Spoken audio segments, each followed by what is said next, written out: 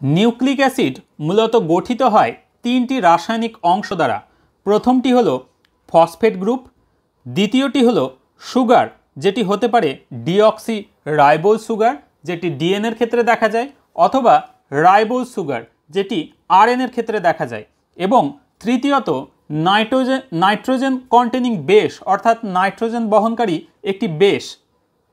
আমরা আগেই উল্লেখ করেছি ডিএনএর ক্ষেত্রে যেগুলি হতে পারে অ্যাডেনিন অথবা গুয়ানিন অথবা থাইমিন অথবা সাইটোসিন, আর আরএনএর ক্ষেত্রে এগুলি হতে পারে অ্যাডেনিন অথবা গুয়ানিন অথবা ইউরাসিল কিংবা সাইটোসিন।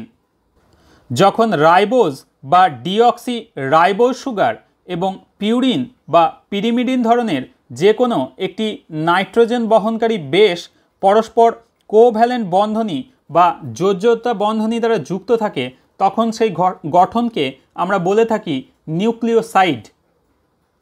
এই নিউক্লিওসাইডের গঠনের সঙ্গে যখন কোভ্যালেন্ট বা যোজ্যতা বন্ধনী দ্বারা একটি ফসফেট গ্রুপ যুক্ত হয়, তখন সমগ্র গঠনটিকে বলা হয় নিউক্লিওটাইড।